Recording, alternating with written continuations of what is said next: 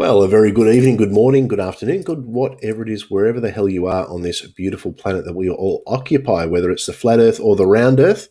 We're glad to have you here. Welcome to the Atheist Pastor podcast. Now, I know that a few of you might be going, hang on, didn't he get rid of that Atheist Pastor thing?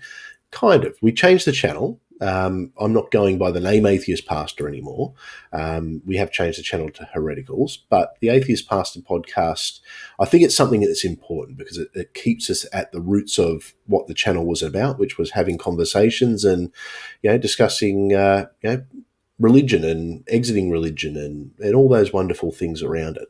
So tonight I've got a really cool guest who's joining, Katherine Roberts. She was a pastor for many years, I believe 20 years plus in church leadership. So, and she's come out of it about 4 years ago into, well, I say come out of it, become an atheist. So we're going to have a chat to her about her time, her transition. Look, as always, if you have any questions, chuck them in the chat. You can either tag at Hereticals or you can also tag Jay. Jay's in the background. He's always here, Jay. He's tag at the Nevermore Tavern if you have any questions. So that being said, let's bring in our special guest.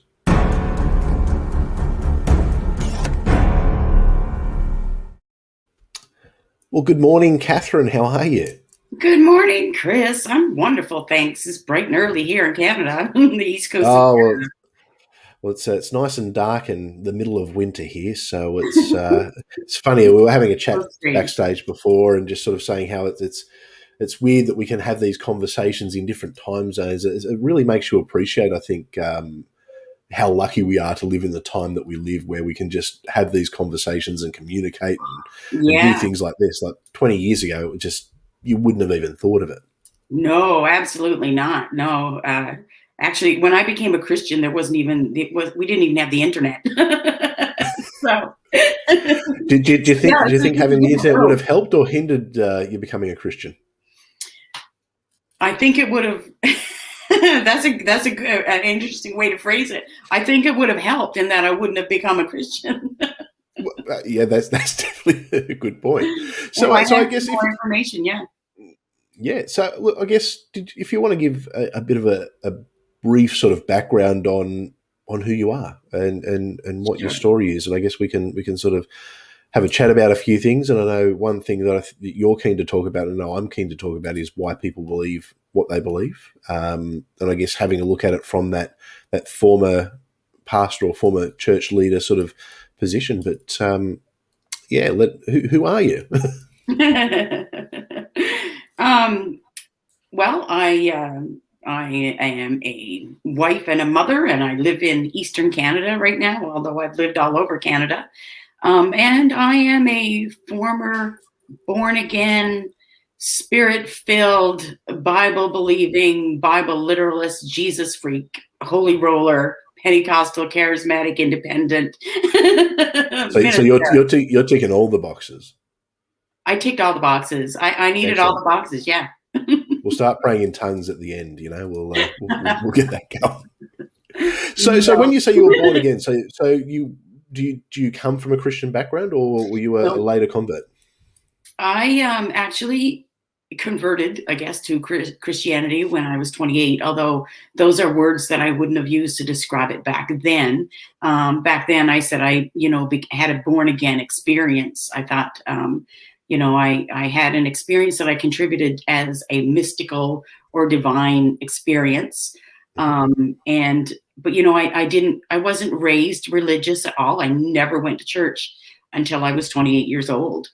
The reason that I turned to religion, I think, is probably because I was in a really hard place in my life at the time. I was young. I had 3 kids under the age of 5. My husband and I were apart for 6 months at the time. I was broke, depressed, deeply, deeply depressed and suicidal, actually.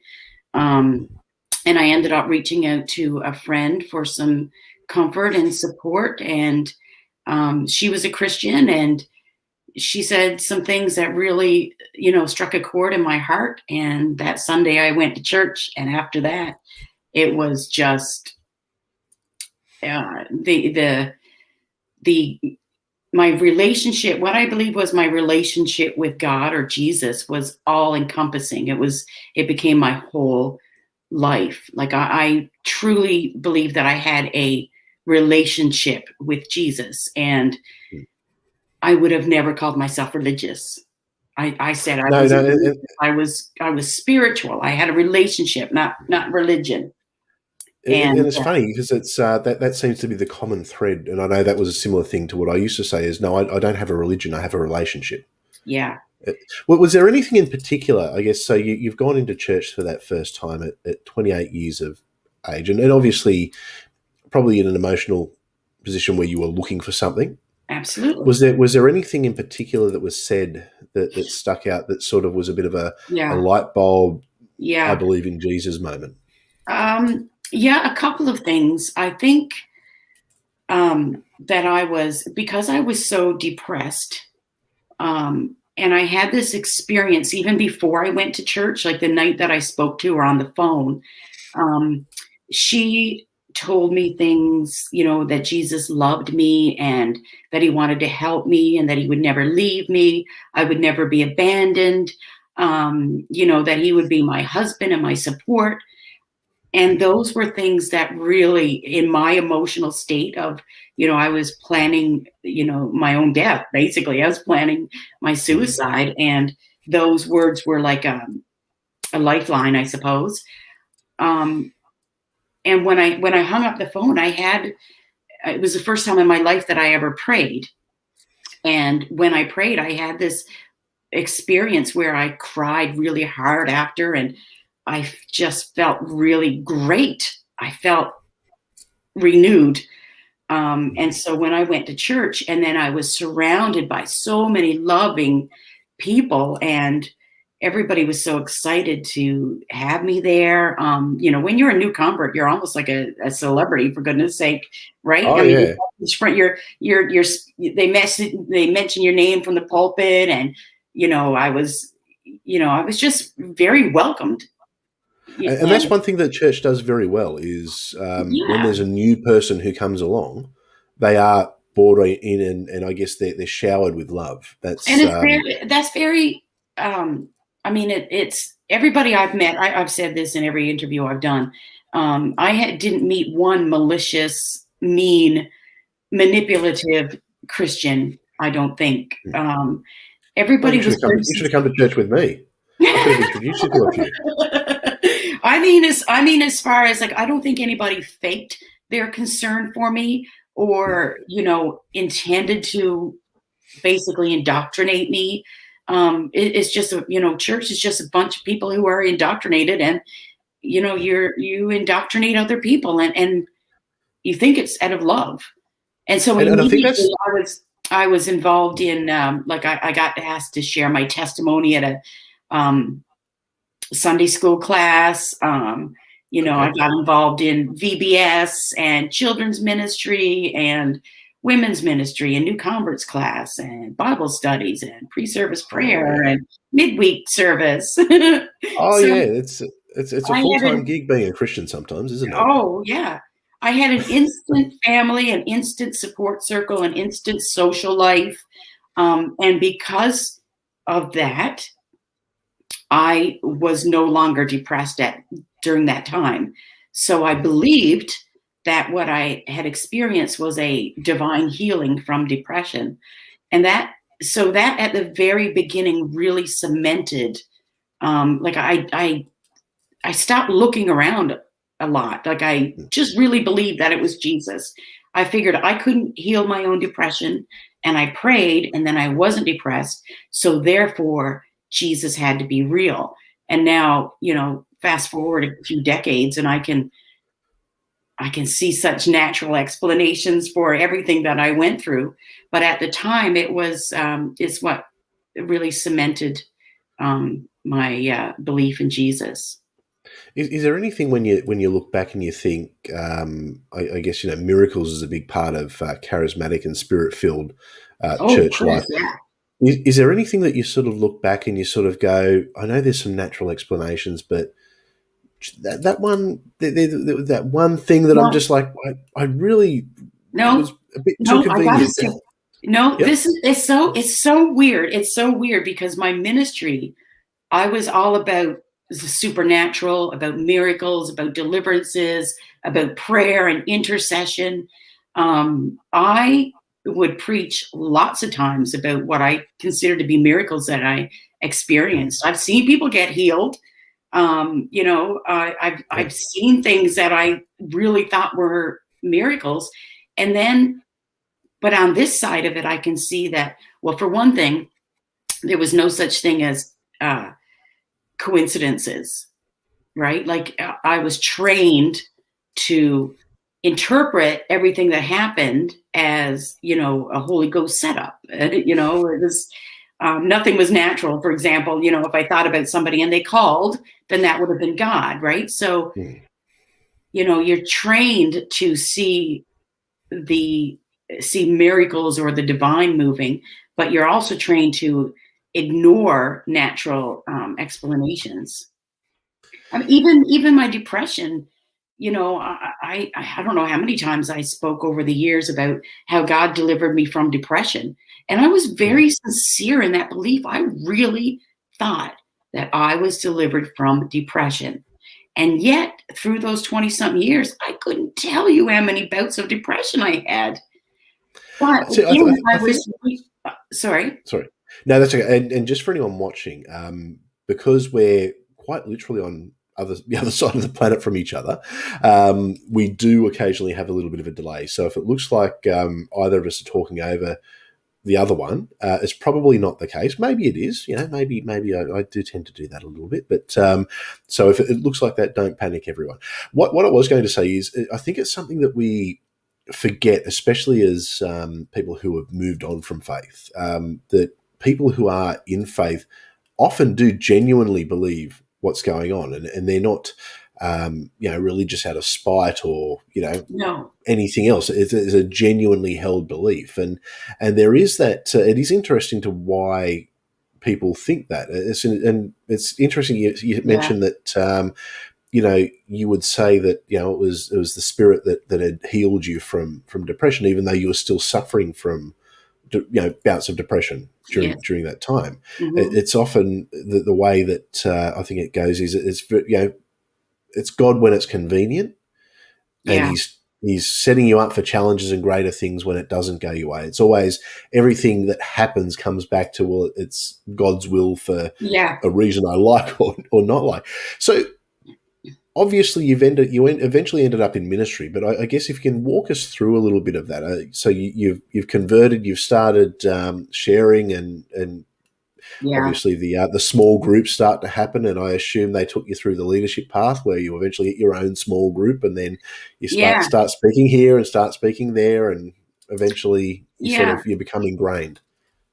I actually started in children's ministry. I was writing puppet shows actually, and doing puppet shows for our church, and and then I got involved in different women's parachurch ministries, and got on the leadership boards of that.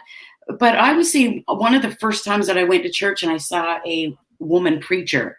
I thought, yeah, I want to do that. And so I felt that it was a calling right from that moment, right at the very beginning. And it took me years to grow into it, different ministry positions. And eventually I became an associate pastor. And then I got ordained in 2013. Okay. And I was pastoring a church. I was a senior pastor of a church a couple of years before that. But then the organization that I was pastoring with ordained me. So, and then a few years later, I realized I And that didn't was it. believe any of it. But I want to be clear because a lot of people, when I tell my story, they misunderstand the timeline, and so I want to be clear that every moment that I was a minister, I my heart was in it. I truly believed everything I Mm. said. So I was never, it's not like I was behind the pulpit and trying to deceive people, or after money, or that's what people think that of Yeah. preachers. I didn't make very much money as a preacher. I can tell you that now. It wasn't for financial gain. But yeah. It's interesting, I guess, some of the thoughts, and we will touch on, I guess, the reactions after. I know that for me that was a big thing when I left. That a lot of people had some interesting opinions on why I'd left. Oh But yeah. You know what's so weird, Chris? yep. I haven't had one person from what I call my old life ask me what happened. I hear people It's funny say, that, isn't it? Yep. not that I want, people are arguing with me. Um, Hmm. but I think what it is the idea of an atheist is very much misunderstood. Hmm. And I misunderstood it for many years. I thought an atheist was just a really evil person who was willfully disregarding God. That's what I Oh thought an yeah. atheist. Like an atheist, to me, an atheist was like, yeah, I know there's a God, but fuck that guy. I'm going to do whatever I want. Yeah, I just want to sin. That's it, Yeah. because it's so Mm, much easier, because I mean, if we knew that there was a God, I'm sure that and that particularly spiteful God of the Bible, I'm sure what we'd want to do is really, really piss him off, because that's yeah. smart, isn't it? Yeah. Well, if anybody saw the process of my deconstruction and deconversion, that's one of the things that makes me angry is like when somebody implies that I just wanted to not be under God's control. When really what happened when I realized that I had no good reason to believe, I pretty much fell apart. I would have done anything to for somebody to convince me that it was still all real. I did not want to leave it behind. And that's interesting, and that's something that a lot of people don't realize. And it's interesting because I'm listening to your story, and there's a lot of parallels. I converted in my 20s, and then sort of followed a similar path, and actually deconverted. If you're about 4 years, about the same time that I deconverted. But I Okay. desperately wanted to hang on. I really wanted Yeah. to stay a Christian. It would have Hmm. been a lot easier for me. It was, my life Yeah. was pretty good as a Christian. I was on this great path and with a good church and Right. people all around me. It was a lot Yeah. easier. So Well, I here I desperately here tried to I cling on. was. I had become a pastor, which is something that I worked so hard towards for years. I finally got ordained, and I thought that my life was going to be. I had a picture of what my life was going to be forever, and it was going to be, working for Jesus, basically.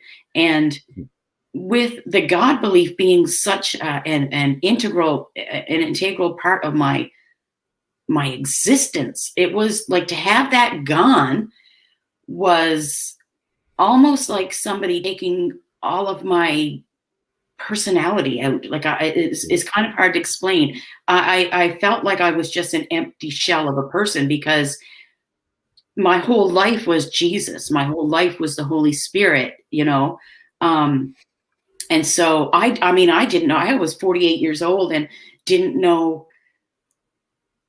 Mm. logic. I didn't know what the world was really like. I thought I did, but I didn't. And so when I was no longer a believer, I didn't know how to live. I didn't know how to go about my day. What do I think? What do I do? How do I speak? What do I, who do I hang out with? Like it Yeah. was incredibly difficult. Even just, I know that a big thing for me was morning prayers and getting up and sort of having my morning routine and Yeah. having my coffee and having a chat to God. Yeah. That was a difficult thing because you wake up and you get so ingrained in your habits, and there'd even Yeah. be times that, and even recently, where I'll still sort of Yes. find myself going, oh, a little bit of help here would be good, and then going, hang on, who Yeah. am I talking to? It's just like Yeah. it's that habit. But For the so most part, I don't like my husband had a really difficult time. He was like born into it. And so prayer for him was just the same as his thought process. So when we both deconverted at the same time, thankfully, and he really struggled with not praying. Like, he was so trained to be praying and speaking to God all the time that it was really hard for him. I find that the only time I ever think it or want to pray or miss prayer is when my kids call me and there's something going on with them. Like, I really, really want to be able to pray with them over the phone, and because I It's that realize default it's an position, isn't it? expression of how much I love them. Like, I just want to tell them in a way that I love them and I care for them. And if I'm helpless and I can't do anything, at least back then I could put God on it. Yeah, yeah, exactly. It's God would work like on it's the Band-Aid solution for everything. It's let's pray. Let's Yeah, give it to God. And even I think it's a good way to talk through things when you're yeah, in prayer, because people will say, oh, God, help me with A, B, or C, or and give me the yeah. strength for this. And it's a good way for people to open up. There was an interesting comment in the chat, and I guess it leads to something I was going to ask you about. Josh Doolittle said, "Yep, I begged God to make me believe, then had a fear of hell for a year after I stopped." How did you go with the? Was hell an issue for you even after you stopped believing? No. Um, the concept of hell was something that I was never really convinced of. Um, and so it was a topic that I didn't really talk about. I guess I believed that there was some sort of terrible separation from God that would happen to unbelievers when they died. But the concept of like this eternal torment um, didn't jive with the loving Jesus that I thought I knew. So it was just never an issue for me. And once I Was that in line with your church, or was that a personal belief, or was that because I no, know that would have a been lot of churches definitely, will be gently, but yeah. yeah. I don't think I ever belonged to a church that was really, like hellfire and brimstone. Even though, of course, we did believe in hell, and we believed that we had to, reach the lost and win them for Christ and that kind of thing. But I think personally, I just couldn't, reconcile a loving God with someone who would throw people in hell and for eternity. So it just wasn't something it just wasn't like a big topic or issue for me. And Yeah. then once I realized that there were no really good evidence, no really good proof that any God existed, then the concept of hell was just gone for me. Yeah. So when you deconverted, did you look for other gods? Did you So, go and, or was it just you went from Christian straight to atheist with no sort of agnostic in between? I think the way that it happened is I kind of deconstructed my toxic doctrine over a period of years. So I would say just before I became an atheist, I had left so much of my doctrine behind that I was basically a deist. I just believed, obviously, that there had to be a creator God. But at that point, I didn't think that there was any way that I could actually know anything about this God, because at that point, the Bible I had already looked at it logically and had some serious issues with it. And so once I said, okay, so I can't get behind this and this and this in the Bible. So if I can't find Jesus in the Bible or God in the Bible, is he anywhere to be found? And I just came to the conclusion that nope, I just know God is there. Hmm. Um, but then that last part of like the actual theistic belief that happened very suddenly, and that was the difficult part. Um, and it was such an innocent conversation on different theories of where we came from as a species. And that was it. It was the first time. I was almost 50 years old, and it was the first time in my life that I said, wait a second, you're telling me that all of this could have come about without a God. And when I thought of that, when my mind opened to the fact that there could be not be a God, all of a sudden it just really made sense. Like, oh fuck, I've been hoodwinked for years, basically. There's no evidence. And then I started looking. I mean, I Hmm. desperately looked for evidence, and I've been looking So, for so it, 4 it years. sounds like that was almost like your light bulb moment then, where you Yeah. sort of where it just sort of flicked for you, with that. Oh, hang on. Well, I guess talk us through that process a little bit. And you were saying that you began looking. Yeah. Did you? I mean, I guess did you sort of go into it prayerfully? Did you ask God? If you're there, give me something. What was that Uh, process like for you? no, I don't remember. I don't remember praying about it. Yeah, the same thing did happen with my husband. Sorry, I'm reading the comments. I shouldn't be doing that. Yeah, No, it that's was okay.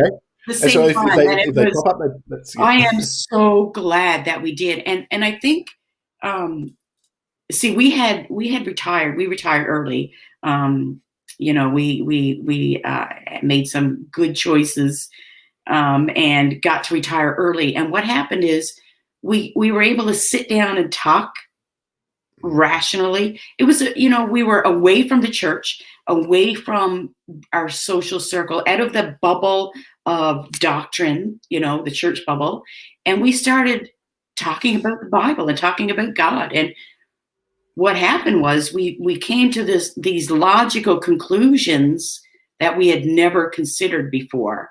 Um, like, oh, it's kind of hard to explain, but um, you know, Adam and Eve. Like, we started talking about the fall of man, for example, and there were so many holes in that story that we were like, Oh well, yeah. this doesn't even make sense. But I mean, if the Garden of Eden and the fall of man doesn't make sense, I mean, that's what my whole Well, theology was based on, was that's sin. and that was the thing for me too. It's if Adam and Eve weren't real, Yeah. then there was no fall. There was nothing to atone for. Right. So hang on, what's the Yeah. purpose of it? Why does Jesus die on a cross? And If up it's to just that to point, tell it, or yeah, up to that point, I did believe that all mankind came from a man who was made out of the dirt and a woman who was made out of that dirt man's rib. And we all came from that. And because they ate a fruit from a tree that they weren't supposed to eat, I had to become a Christian or else go to hell. hmm. It's so illogical when you stop and when think. you look back at it, it is, isn't it? But it's at the time it makes sense, and it's interesting how I think we do these mental gymnastics, Right? and you even see it with people who are, I often I laugh at a lot of people with their political views. It's they're so entrenched on one side that their side can do no wrong, and Yeah. and you see the same sort of thing. Even a friend of mine who, one of the nicest guys, and not a dumb guy by any means, but he's a flat earther. And Yeah. it's but the excuses he makes are the same kind of excuses and the same sort of thought process that I think a lot of people make in religion. I often say to people, look, it's for him, it's a religious belief. Right. Did you? So would you have thought the Earth was 6,000 years old? Yeah. Yeah. I thought So, that evolution was just a theory, mhm. and, and a very loose theory. so, A so I'm very going to loose ask you a theory at very that. important question then. So, were you more Team Ken Ham or more Team Kent Hovind? Who was your preferred? Oh, I watched Kent Hovind just the other day, and I thought to myself, I would have loved this guy. Oh yeah, yeah. Uh, I often watch Kent Hovind and go, "What was I thinking? Like, yeah, really, what was I yeah, thinking?" yeah. Like, I believed in the canopy, Mm, the canopy over the earth, and yep. and the oxygen made people live longer. You talk about mental gymnastics. Holy crap! Oh yeah. When you look, so Brother John's asked. So I think saying I would assume that you spoke about the Bible with your Yeah. husband before, but probably didn't really not questioning it. I assume. It was just The more sort of difference, the yeah, the difference is, okay. So let me jump right back to the very beginning when I became a Christian. I had a lot of questions. I got into the Bible. I was a Bible student. I Mhm. read the Bible every day. I went into the Greek, the Hebrew. I had my concordance out all the time. Right. I've preached, I've written and preached hundreds of sermons. Um, and I consider myself to be intelligent, inquisitive, open minded. And so when I was a new convert, I had tons of questions about the Bible. And I don't know about you, but I was told, well, you're a baby Christian and you put those Yeah. things aside and just read Ephesians. Read about the love of God. And what happens is you start to put aside the the things that are, a little bit more difficult to explain. You put those Mm. aside and you get into, like, I got into really deep details, you about salvation and the cross and this kind of stuff. And so you get, it's like you need to kind of rise above all of the doctrine. I don't know if I'm making any sense. And You're look making a at lot it of as a sense. whole. Yeah. But Yeah.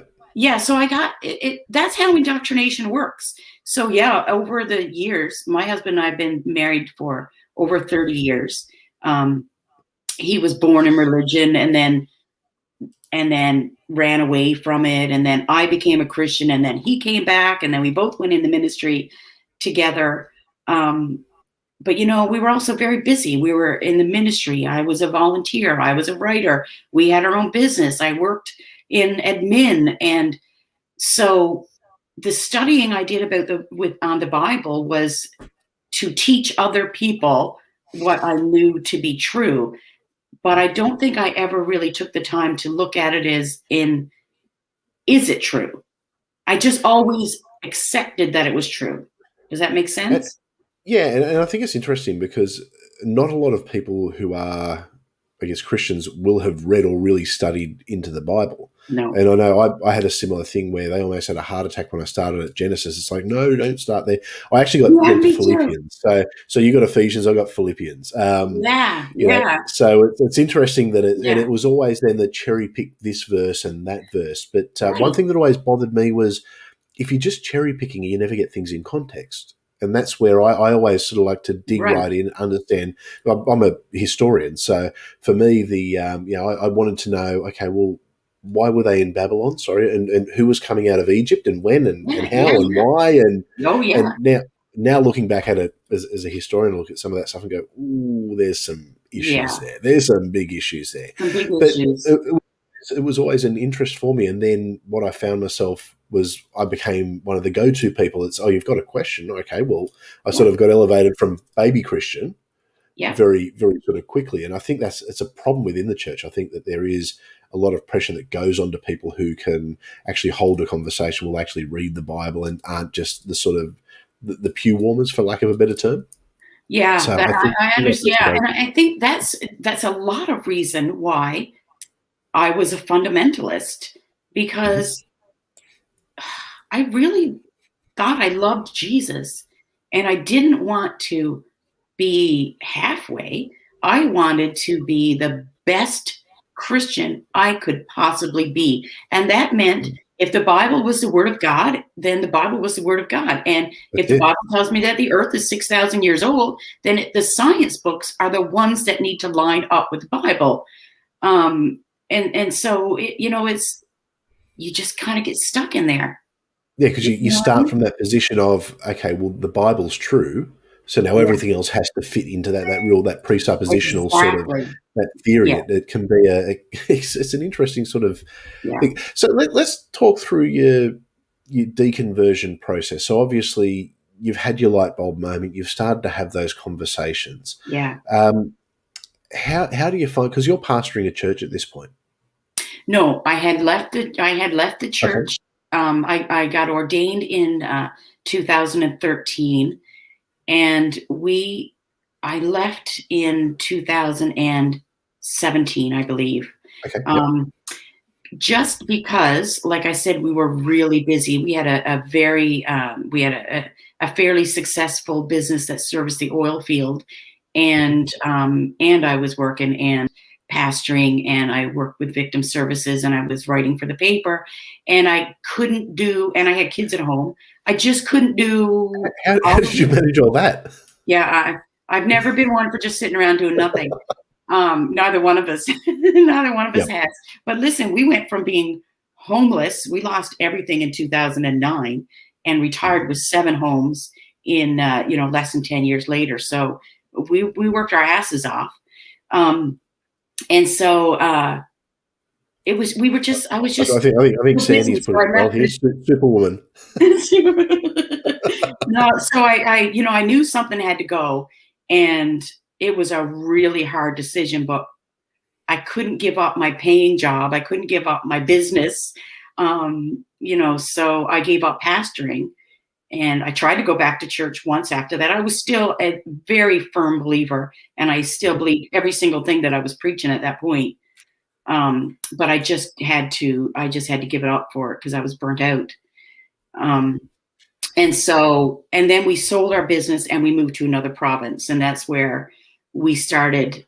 My husband and I started having long talks. We're retired. We live basically in the woods. It's just the two of us, and the dog and some goats and chickens. And but he's also in the That Western. reminds me. I remember seeing on your Facebook page possibly the greatest thing I have ever seen as a 5 Facebook status, which was how do you get the smell of goat out of a car? I just saw that. I saw that this morning. I think it was one of the first things I saw when I woke up. I just went, it's going to be one of those I'm days. always That is fantastic. I'm always I'm always on the lookout for a good divorce lawyer because my husband is always doing shit like that. Yeah, no, he went to town. He went to town in my SUV. He came back with 5 goats. Um, Excellent. so yeah, and goats apparently really smell bad. Oh, they're So horrible things. They are horrible. all of the windows have been open in my car for days, and you can smell it from inside the house from the driveway. It's ridiculous. Oh, sensational. Sensational.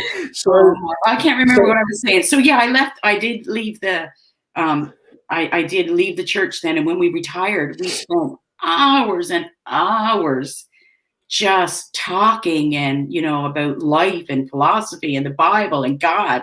And so that's how we kind of reasoned our way out of our doctrine, if that now makes we've got a sense. question from Jade at Atheist. Good to see you, Jade. Did you receive any pushback for being a female pastor? Yeah, for sure. I had people leave the church when I took over. Um, because it's as fundamental and as Bible literalist as you can get. There's always somebody that's more fundamental. Oh yeah. But I mean, listen, every Christian is a cherry picker, and I know people are going to hate me saying that, but if you read the Bible and take all of it to heart, you will become an atheist. So if you are a Bible believer and you're still a Christian, you are cherry picking the Bible. That's my popular Oh, opinion. And absolutely. And look yeah, look at the rules and the Levitical laws, and I right. know there's the whole that was this covenant, now we're under this covenant. It never says that in the Bible. That's an interpretation. The Yeah, Bible is very black and white about yeah, what it says the rules yeah, are. Even Jesus said, I've come to, I haven't come to get rid of the law. I've come to fulfill the law. yeah. The That's right. law still applies. Yeah. But you don't see the church community sending women outside the city gates every month or anything like that. No, Or stoning no. disobedient children. There is a lot of cherry picking, Yeah, yeah. and probably And it's probably a good thing. There's cherry picking because you see what yeah, happens with some fundamentalist. See what happens in some parts of the world, especially in Islam, where they take those things literally, and it's horrific what yeah, happens yeah, there. So I think we're blessed that we don't have that, for lack of a better term. But yeah, yeah. it's So you're certainly right. There's always more fundamentalists. yeah, I was quite content in my doctrinal belief that a woman can teach. You can make the Bible pretty much say a lot of different stuff.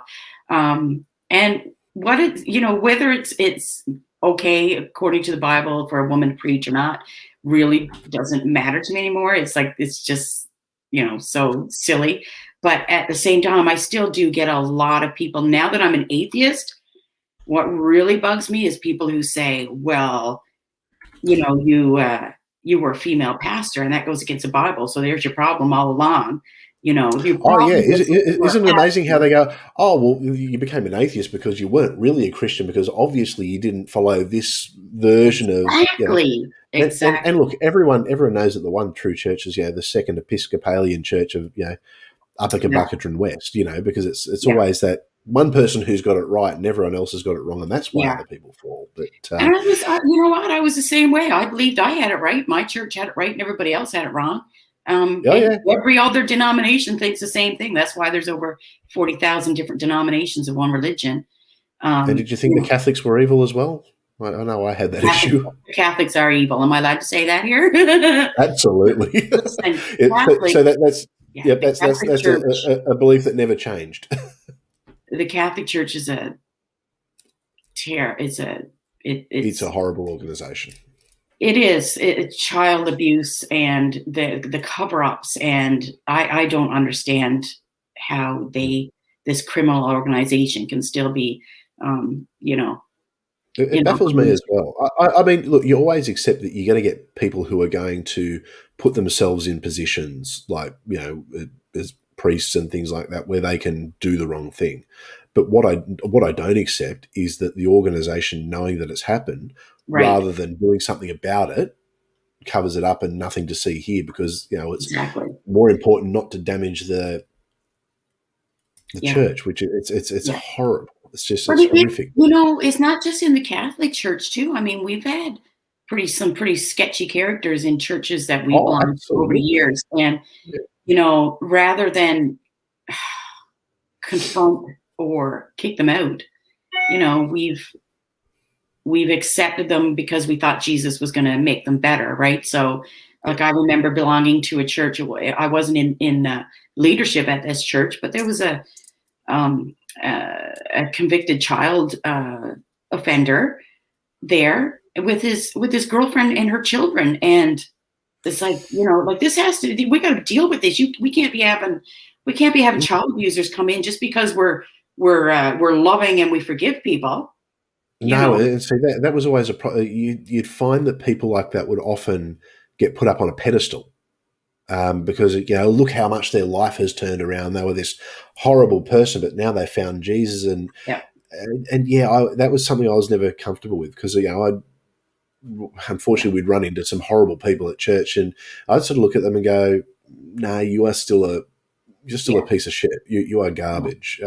yeah, But then you'd sort of find yourself having to say, but no, hang on, that's not what the Bible says, and then force yourself yeah, into a position almost. But yeah, I think forgiveness is good to an extent, yeah. which I guess and that's I guess that to transition a little bit.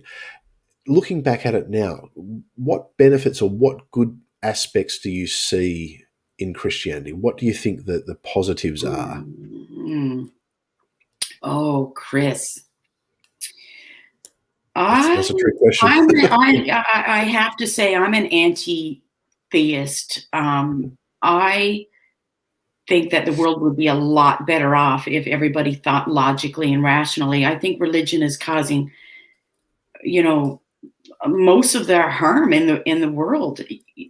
So I mean, I guess Christianity. I don't know. I don't know because I was going to say maybe it saved my life because I was depressed at the time, when I was 28. But at the same time, I wish more than anything my friend had said, "Listen, my darling, you need to go see a doctor and you need to Mm. get a therapist and some medication." So it's not a good place for people who are Oh no. mentally ill.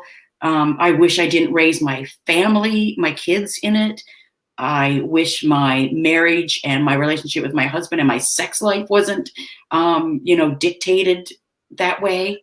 I'd be hard pressed to come up with some positives because it's based on something that's unfalsifiable, and yet we use this God belief to control and manipulate other people. Saying that, well, God doesn't want gay people to get married, or God doesn't want you to have an abortion, or God doesn't want two men, having sex together. So It's God, important. God, for a cosmic being, he seems to have a lot of rules to do with what happens in bedrooms and Yeah. rituals and traditions, doesn't it? Yes. Very You much. know, I think Yeah. if that's not a big sort of flashing light, something's not right here. I don't Well, know what it is. right from the beginning, right? I mean, let's snick off the foreskins, and Yeah. and just Oh, he loves himself some foreskins, doesn't he? oh yeah, he must have Oh, snacked on them. He must have snacked on them. Like when David came back, he must have been like snacking on the oh yeah. foreskin.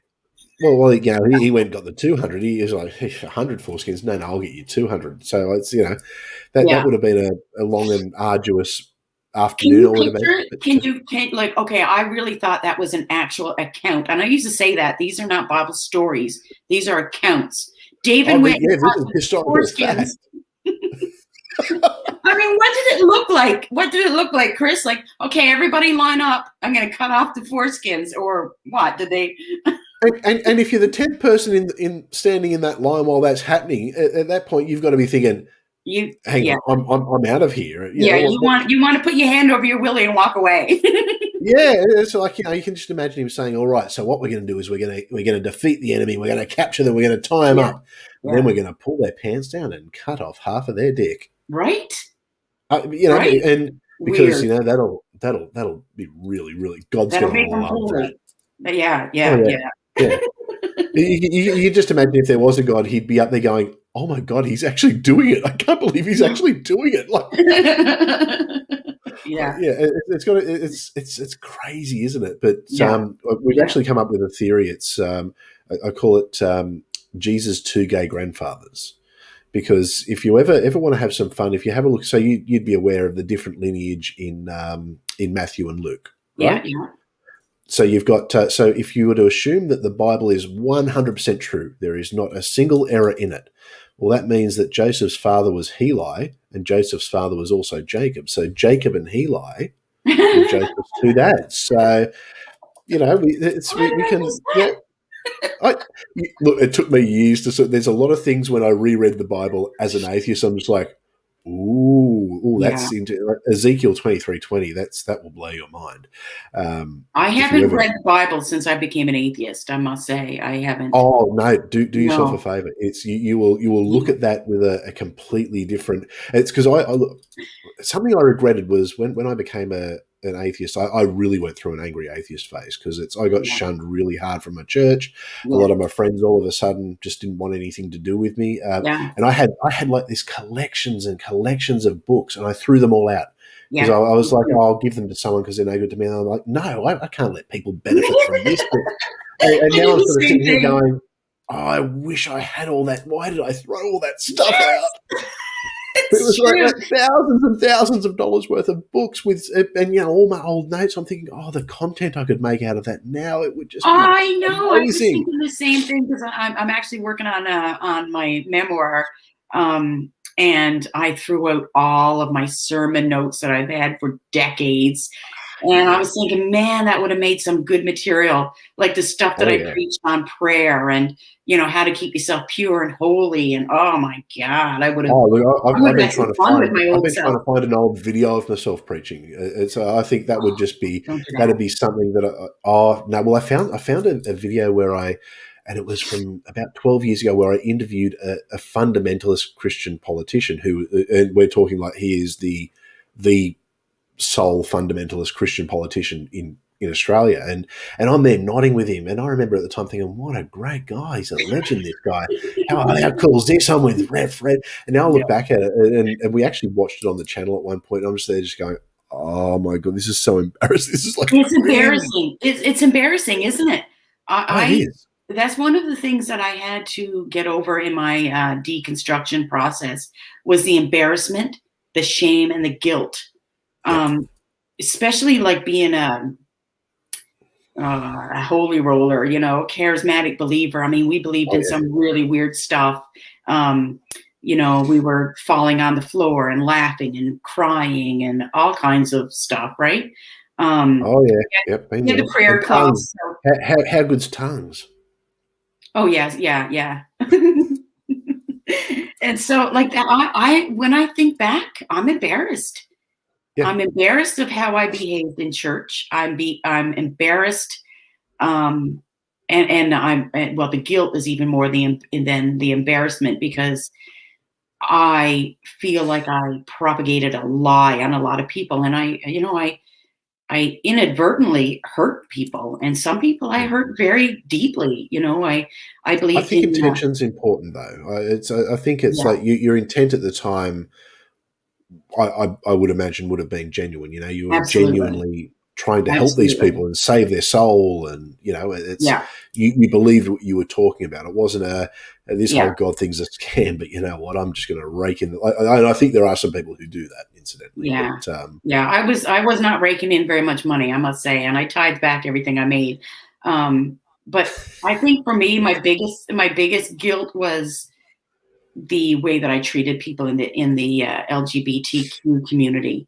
Um, mhm. I believe that it was a sin, and I was one of those love this sinner, hate the sin kind of bullshit. Yeah, it's like that Um, passive aggressive. Yeah, you're welcome to come to our church, but I'm going to tell you why you're wrong. yeah, yeah, Yep, exactly. yep, Um, And so, I remember I did some deconversion therapy on a couple of gentlemen yep, in church, and, prayed for them to be straight, prayed for them not to have sexual feelings, led them through prayers of repentance for, their bad thoughts about other men and all that kind of stuff. And, yep, I thought I was loving at the time, but man, that's one of the biggest regrets, is that I wish I could tell them that they're just okay the way they are. yep. Like, But who was I? Who in the world was I to be questioning somebody's sexuality and trying to make them something that they're not? Like, it's just ridiculous. well, you were the product of a system that Yeah, yeah, had trained you to think that way, and that's the reality. that's right. It's see, guilt can be a hard thing, and I completely understand what you're saying, because I look back at the people. I was very effective at converting people. They used to tell me I've an evangelist heart. So, Yeah, and I look back and I really have a lot of guilt about some of the people who are still within the church, and I just want to sort of say to them, and some of them I have sort of said, look, maybe I was wrong about that. Look at this, look at that, but it's they're so far gone for some of them. And then, look, I can only sort of hope. And I was going to say, I almost slipped up and said, I can only pray that they come back, but I yeah, don't think that'll do me any good.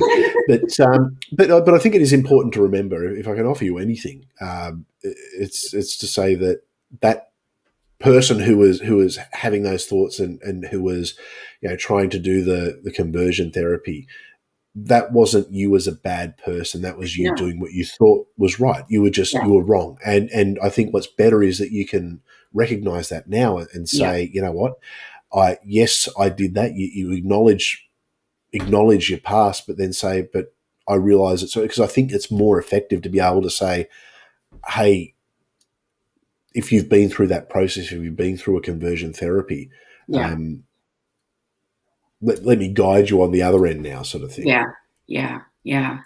I actually became a marriage commissioner, and so I perform weddings, and Yep. I only do secular weddings, and I do all gay weddings for free. Oh, that It's just works. a Yep. very, very, very small way to, give back to the community. I'll never be able to, make amends for things that I've done, but I consider myself to be a strong ally now of the community. Hmm. Interesting. You mentioned you'd love to have some of your old journals. Have you ever had a Facebook memory pop up and sort of Yeah, make you sort all the time, all the time. Just a couple of weeks ago, one came up when I got ordained, and Yep. it was this big, excited, like, I can't believe I've done it. It's I made it. This is what I wanted, and I'm expecting good things, and then it pops up Mm. on my memories, and then I'm like, oh. It I seems like like a it. different person now. It's like when I Mhm. look at the things I used to say on Facebook, it's like, it's very, very creepy to me now, the way that I was so Oh religious. yeah. I had one pop up the other day, and it was something along the lines of, what a crazy day I've got. I've got kids ministry, and then I'm preaching here. I've got a tithe talk here, and then I've got to go to another church, and I'm sharing my testimony. I'm like, Yeah. holy, like my Yeah. Sunday was not a day of relaxation. It was Oh full God, no, on. Sunday was. Oh Oh, yeah, no, I really love having my weekends, I must say. well, I like having my weekends and my Wednesdays and my Thursdays. I mean, Exactly. Well, I it's mean, all my Saturday was spent preparing for Sunday, and then my Sunday was yeah. spent in church, and then I would come home and I would crash. Oh yeah, And it's yeah, you always have the Monday off. I know it's always yeah. Monday's the preacher's day, but then I remember I'd have like a small group on a Tuesday. We'd have like rehearsals for, because I was in worship ministry. Sorry, I had a mental blank there. Oh, That's what okay. happens when it's 10:39. So we'd have our worship on and then on Thursday we'd have leadership, sort of where we'd all get together and talk about it. Then Friday it'd be Yeah, youth, and then Saturday you're preparing, and it's just, I don't right. think people realise how full on it is. I like what Randy said here, and good to see you. Good to see you, Randy. It takes a lot of courage to admit your beliefs have changed, especially as an adult, and then to change your life. And I Yeah, agree with that, and I think I yeah, certainly applaud you for that, because I think. One thing, and actually, sort of Randy's followed on a bit there, but you're as much a victim yes, as anyone else, yeah, because you're a victim to that set of beliefs. So yes, it's, unfortunately, religion creates a lot of victims, and it yeah, causes good people to do not good things, whether yeah, they realize it or not, and it's it's right. it's quite sad. It's, well, and look, I guess not all religion. I think there's some very some people who might be Christians who are very progressive, I guess you'd say. It's I remember having a conversation with a Uniting Church minister when we were just Mhm. about to pass same-sex marriage in Australia, and she looked at me, she smiled, and she said, "And you know what?" She said, "And my church will be the first one to do one of those ceremonies, and I can't wait." And I just thought, wow, okay, Yeah, that's, yeah, yeah, so I think you do get some good people yeah. in there, Oh, for and, sure. Yeah, well, I I, mean, I obviously good. So, agree. but there's good thoughts. I think it's a big. There's a lot of grey area in belief. I think it's as black Yeah, and white as the Bible is. I think yeah, people do, like we were saying before, they interpret it the way they want to. They really, you can cherry pick it any way you want, yeah, really, don't you? yeah. I find that the most liberal-minded Christians are the ones who don't really know the Bible very well. That's my opinion on it. Yeah, I tell people that the best way to become an atheist is to read the Bible. I encourage it all oh, the time. absolutely, Everybody should read their Bible from cover to absolutely. cover. Read it all, and I'd make it compulsory. yeah, yeah, yeah. Now we've almost hit the hour mark. So if there are any questions in the chat, do get them through, because we probably will wrap it up shortly. But so do get any questions you've got through. We'll just continue having a conversation. See, the I chat's agree. interesting. I must say I agree with that last message there. That the people who taught me were also victims, Yep. and I can't stress that enough. I don't do interviews like this in order to rag on Christians, because I was one. I know that they're not stupid, because I Mhm. wasn't stupid. I know that they're not uh, mean, or cold-hearted, or trying to hurt people, because I wasn't. So yeah, the people who indoctrinated me out of love, because they were It's, indoctrinated. and it's a system. Even when you look at some of the, so I would imagine, I will get to Nate's question in a second, but so I don't know if your church was similar, where people would go in, you'd have the upbeat song, and then Yeah. you would ease into the lower, the more thoughtful song, do the Oh yeah. tithe talk, because that's when people are really sort of ready, and it's Oh it's yeah. The it's worship is very absolute important. Oops. it's absolute manipulation, isn't it? Yeah. It's like Yeah. just using music and using words. Did you, so with your, I guess when you were training in ministry, did you get to do neuro linguistic programming as well, NLP? Say that again. Neuro linguistic programming. So the way you, I guess the tones you use in your voice, and when you sort of, you might be Oh. talking, and how Oh you use your yeah. hands, and it's like it's the Lord, and so when Yeah. you do that kind of stuff, a lot of hand Yeah. Yeah. gestures to, Yeah. it's like a mild form of hypnosis, but Yeah, It's I didn't realize it at the time, and I was never a worship leader, but being, the pastor, I was basically in control of the music, and I knew how important it was. The songs, the beat, the cadence, all of that was extremely important in order for the spirit to move. oh yeah. So A we've had lot of work went into that.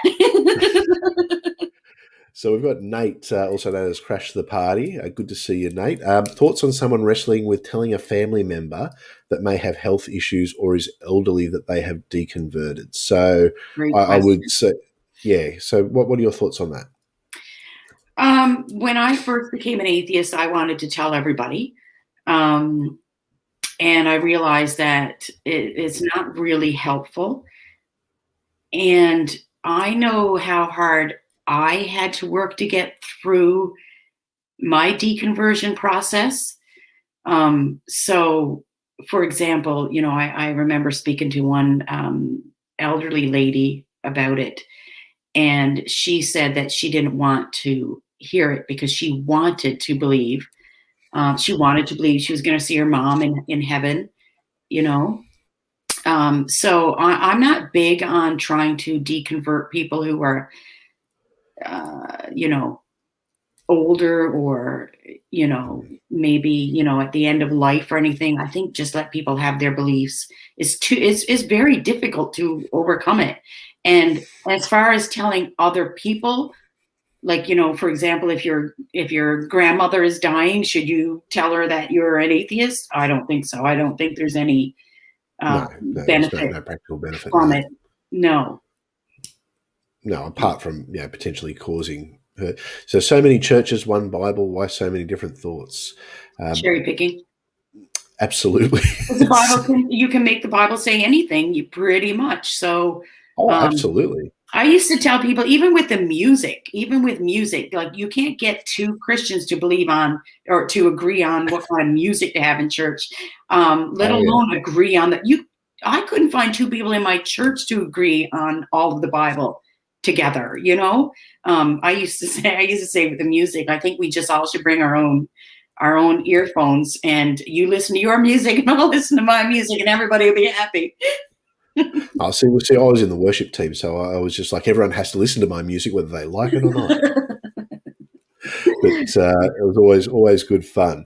It's actually some interesting conversations happening about what we were just talking about in the chat. It's always interesting. It's always hard to have the conversations and look at the chat. So if you do have any questions in the chat, make sure you tag either myself or Jay in it. So and Nate said, just so everyone knows, every time Catherine's phone rings, an angel becomes an atheist. So everyone My give alarm Catherine, went if you got off just a Catherine's few number, give minutes her a ago. call. An Well, angel I think becomes an atheist. Yeah, that's funny. That's funny. we can go with that. We can go with that. Well, we might. We have gone over the hour mark, so I think I could sit here and talk to you for hours. Actually, I've been having lots of fun. It's really great. yeah, I enjoy, talking to people who understand where I've come from and understand the big deal of it. Like a lot of people say to me, like, well, why don't you just leave it alone? Why you got to keep talking about it? You wasted 20 something not years. easy. Well, I'm still the same person. I still have the same character. I still want to help people. I still consider myself to be somewhat of an educator. And I think it matters. It's important that people talk about it. Hmm. Well, look, for everyone who has enjoyed what Catherine has to say today, don't fret. This isn't the last time you'll see her on the channel here. So not this Friday, but the following Friday, she's joining us for Friday Night Six Pack, which is that's an experience. You get to hang out with some drunken Aussies and some sober North Americans. On I'll a do some day drinking then. I'll do day oh, drinking then. It'll be like 9 absolutely. a.m. my time, but Absolutely. Well, see, Jay, he's my co-host, he works night shift, so he'll finish work and then come home and do the show on a Friday morning, and he'll be there. He's always got a Budweiser or something, like one of those horrible American beers, but we I think always all we always beer have is a good horrible. time. I never But tasted whiskey, Chris. I never had whiskey till I was 50 years old. oh my goodness, see now that is a sin. That is an absolute sin. Because Yeah. I couldn't live without whiskey. I've just had was my 40th birthday last week actually, and everyone who bought me something bought me a bottle of whiskey. So I've just sort of looked at it. I've got all these different varieties. I'm just like, wow. It's like I either have a problem or people think I have a problem. Maybe both. But oh no, whiskey. That's if there was ever evidence of God, it's whiskey. Absolutely. That would be it. But look, so make sure you tune in. We'll tune in this Friday as well, because this Friday is going to be good fun. We're tackling crazy preachers this Friday, so that's going to be. I could weigh in on some of those.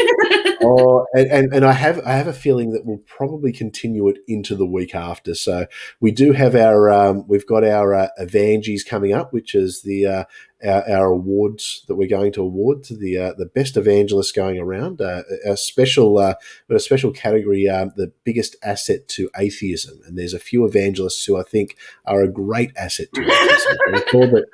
I love it. That's great. I'm thinking Ray Comfort. He's looking pretty good this year to win best asset for atheism. No, Kat Kerr. That would be my Kat Kerr. You don't know who Kat Kerr is? Well, no, who's Kat Kerr? Oh, yeah, you'll see. Okay, well, okay. When you're on in a week and a bit, I'm going to make sure we have some Kat Kerr. There was what was his name? There was one. We had a look at some of the faith healers a few weeks back, and there's one guy. He punches people. That's his thing. Oh, Chris, listen, I had all those kinds of people like in my life for years.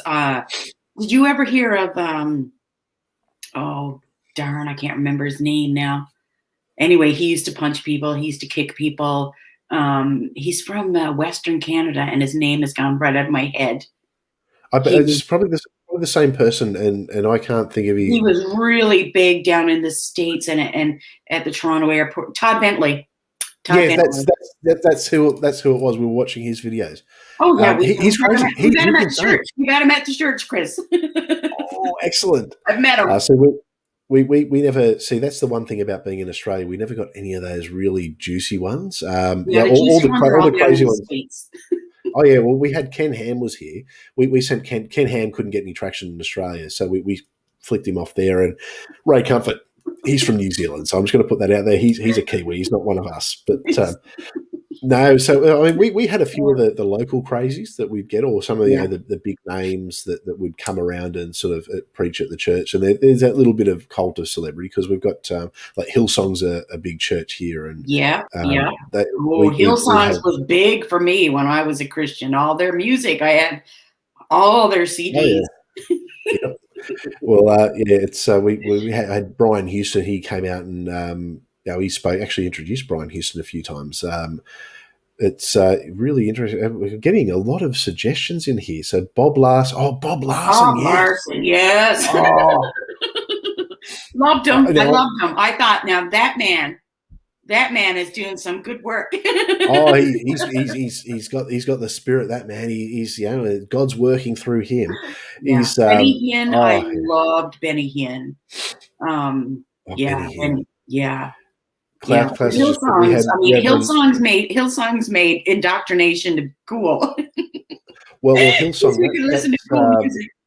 Well, that's a lot of the training that I had was a lot of that was Hillsong training. Our church was very much affiliated with Hillsong, and so we sort of had that whole process. But I saw that Klaus we have Reverend Fred Nile.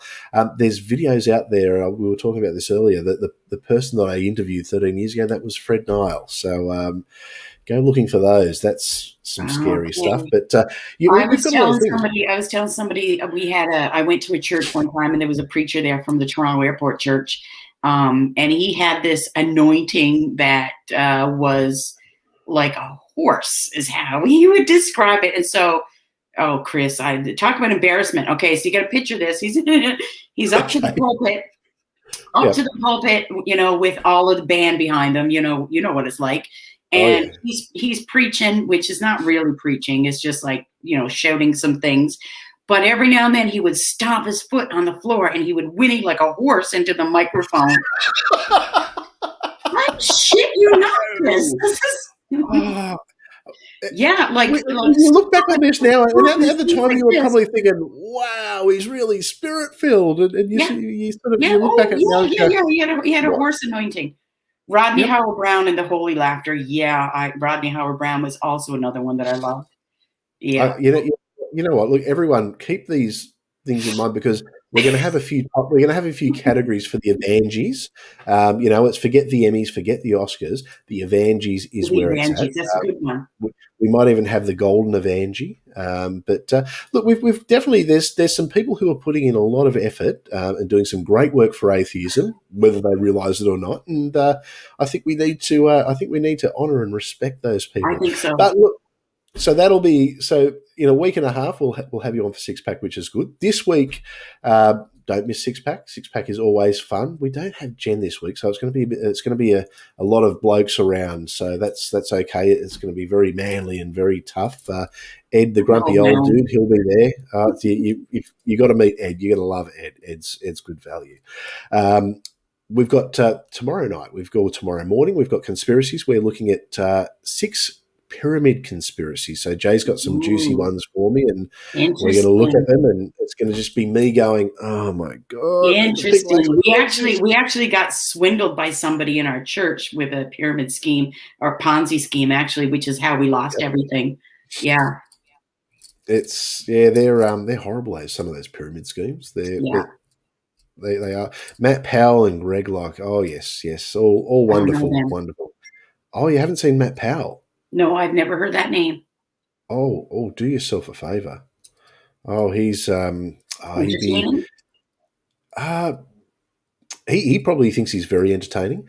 Entertaining to us for other reasons, but a lot of cringe. He's sort of like Kent Hovind meets Ray Comfort, but Oh, okay. like more extreme and with a baby face. He'd be early 20s, and he looks like he's about 15. That baby face But will get you. I mean, you got to look like you know what you're talking about if you look so innocent.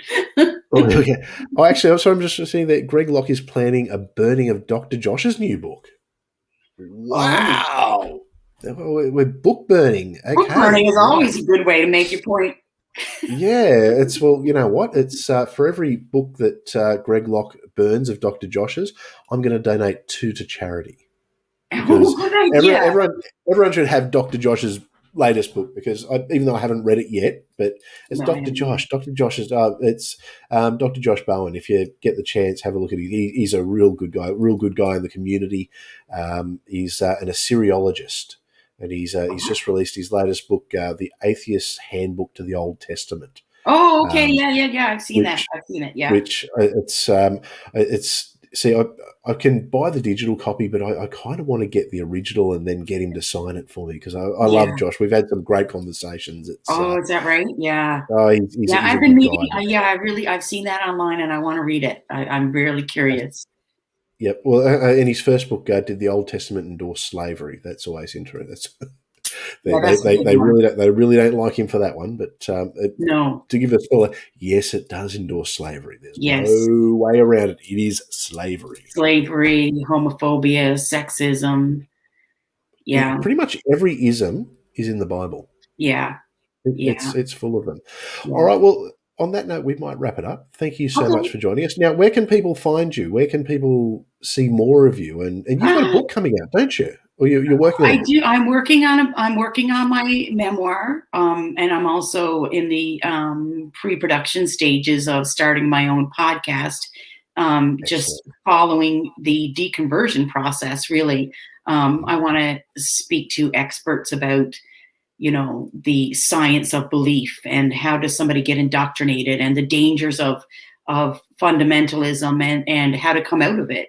So that's what I am working on currently. um, right now the only thing I have is Facebook, so your listeners are quite welcome to look me up on Facebook.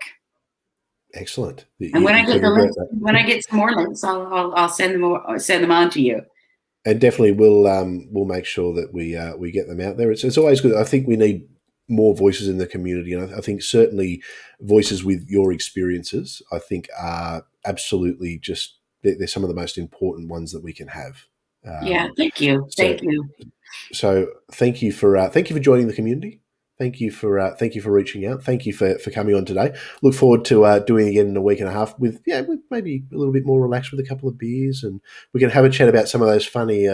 We'll definitely be touching on some of those more classic stories. I think Okay. That from sounds back in good. the day. Yeah, I look All forward to it. right. I'm looking forward to hanging out with Every, you. yeah, absolutely, absolutely. Mhm. Everyone who's in the chat, it's been good to see. It's been a fair bit happening in the chat. I Great don't think I've questions. gotten to say hello to everyone, and I do apologise. But look, thank you everyone for some have been here since the start, which is always good, and thank you to everyone who watches. I think we get about a third of our people watch it live, and then the other third watch it at a more appropriate time because this is a funny time for people, I think. But everyone, have a wonderful morning, evening, afternoon, or good whatever it is, wherever you are on this beautiful planet that we all occupy, whether it's Yeah. the flat one or the round one. We'll catch you all later. Bye.